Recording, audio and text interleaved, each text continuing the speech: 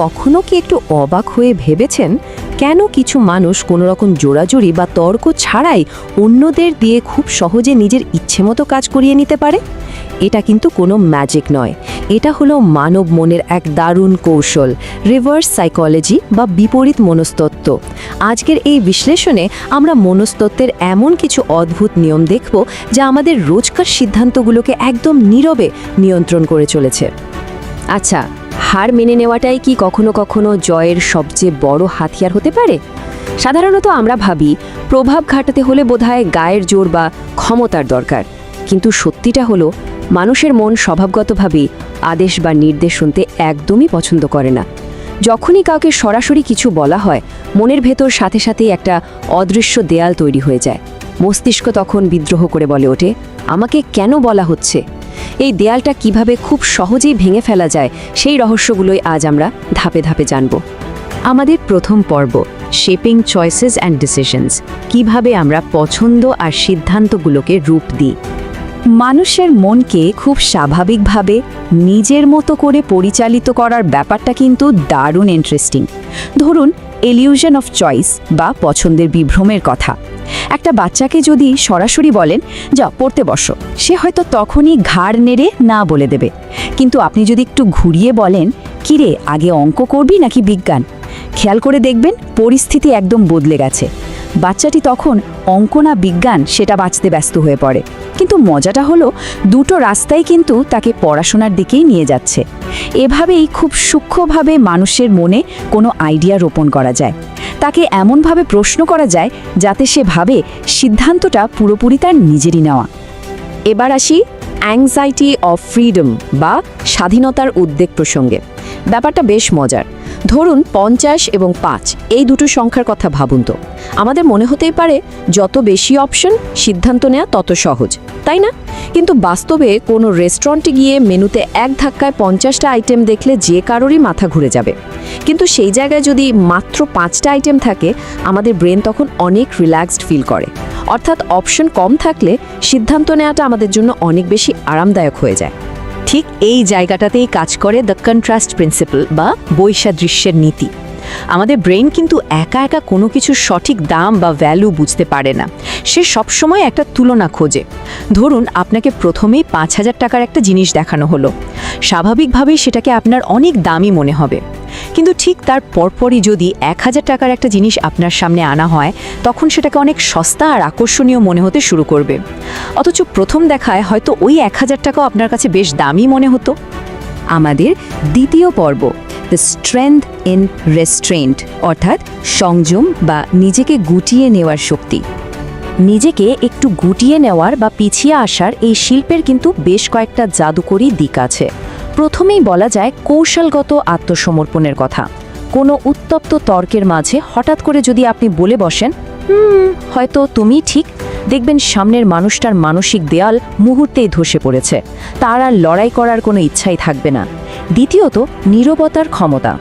কোনো ইন্টারভিউ বা আলোচনায় শুধু কয়েক সেকেন্ড চুপ থেকে দেখুন, দেখবেন সামনের মানুষটি অস্বস্তিতে পড়ে বাধ্য হবে আরও বেশি কথা বলতে এবং নিজের অজান্তেই গুরুত্বপূর্ণ তথ্য শেয়ার করে ফেলতে।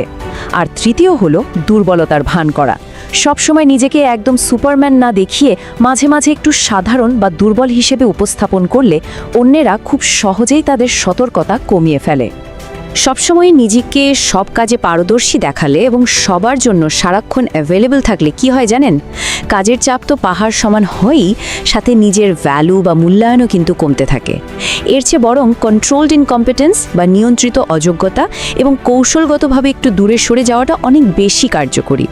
ওই যে মার্কেটিংয়ের দুনিয়ায় লিমিটেড টাইম অফার যেমন আমাদের মধ্যে একটা বিশাল আকর্ষণ তৈরি করে, ঠিক তেমনি মাঝে মাঝে একটু দূরে সরে গেলে বা নিজেকে সবসময় সব জানতা না দেখালে আপনার কদর কিন্তু অনেক বেড়ে যাবে।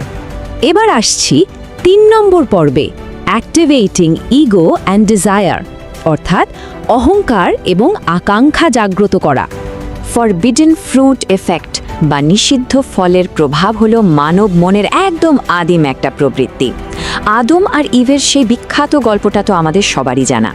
স্বর্গে সব কিছু উপভোগ করার অনুমতি থাকলেও শুধু ওই একটা নির্দিষ্ট গাছের ফল খেতেই নিষেধ করা হয়েছিল। আর ঠিক ওই একটা নিষেধাজ্ঞাই ফলটিকে সবচেয়ে বেশি আকর্ষণীয় করে তুলেছিল, তাই না?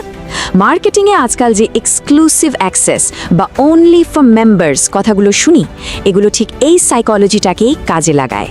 সহজ কথায় কোনো কিছু নিষিদ্ধ করা মানেই তার প্রতি আমাদের কৌতূহল আর আকর্ষণ বহু গুণ বাড়িয়ে দেওয়া। এখানে সবচেয়ে জরুরি বিষয়টা হলো মানুষের ভেতরে সেই ড্রাইভ বা ইনার মোটিভেশনটাকে জাগিয়ে তোলা। আপনি যদি কাউকে খুব দায়িত্বশীল একজন মানুষ হিসেবে ট্রিট করেন, দেখবেন সে অবচেতনভাবেই ওই ইমেজের মতো আচরণ করতে শুরু করেছে। এটাকে বলা যায় নার্সিসিজমের আয়না। আবার অনেক সময় খুব সোজা বা পজিটিভ কথার চেয়ে একটু নেতিবাচক কথা জাদুর মতো কাজ করে। একজন কোচ যখন তার একদম ক্লান্ত অ্যাথলিটকে বলেন, আমার তো মনে হচ্ছে তুমি বোধহয় এই লেভেলের জন্য এখনও প্রস্তুত নও, তখন ওই কথাটাই অ্যাথলিটের ইগোতে গিয়ে আঘাত করে। তার ভেতরের অহংকার একটা চ্যালেঞ্জ হিসেবে জেগে ওঠে এবং সে নিজেকে প্রমাণ করার জন্য নিজের সেরাটা ঢেলে দেয়। আমাদের শেষ এবং সবচেয়ে গুরুত্বপূর্ণ পর্ব, এমপ্যাথি ওভার ম্যানিপুলেশন, অর্থাৎ কারসাজির চেয়ে সহানুভূতি কেন বেশি জরুরি। এতক্ষণ ধরে আমরা যে মনস্তাত্ত্বিক নীতিগুলোর কথা জানলাম, এগুলো কিন্তু কোনোভাবেই মানুষকে দাবার খুঁটির মতো ব্যবহার করার জন্য নয়। একদিকে থাকে জোরপূর্বক ম্যানিপুলেশন বা কারসাজি, যা হয়তো আপনাকে সাময়িক কোনো ফায়দা এনে দেবে, কিন্তু অন্যদিকে থাকে গভীর সহানুভূতি বা এমপ্যাথি। এই কৌশলগুলো জানার আসল উদ্দেশ্য হলো মানব স্বভাবকে আরও গভীরভাবে বোঝা, মানুষের অনুভূতিগুলোকে সম্মান করা, আর এর মাধ্যমে এমন একটা সম্পর্ক তৈরি করা যায় যার ভিত্তি হলো দীর্ঘমেয়াদী বিশ্বাস বা লং টার্ম ট্রাস্ট। এই অসাধারণ কথাটির গভীরতা একটু শান্তভাবে উপলব্ধি করুন। আসল ক্ষমতা অন্যদের নিয়ন্ত্রণ করার মাঝে নেই, বরং তা লুকিয়ে আছে মানুষের স্বভাবকে গভীরভাবে বোঝার মাঝে।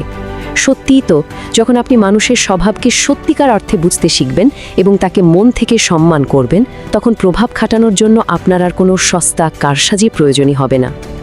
মনস্তত্ত্বের এই অসাধারণ বিশ্লেষণটি আমরা এখানেই শেষ করছি।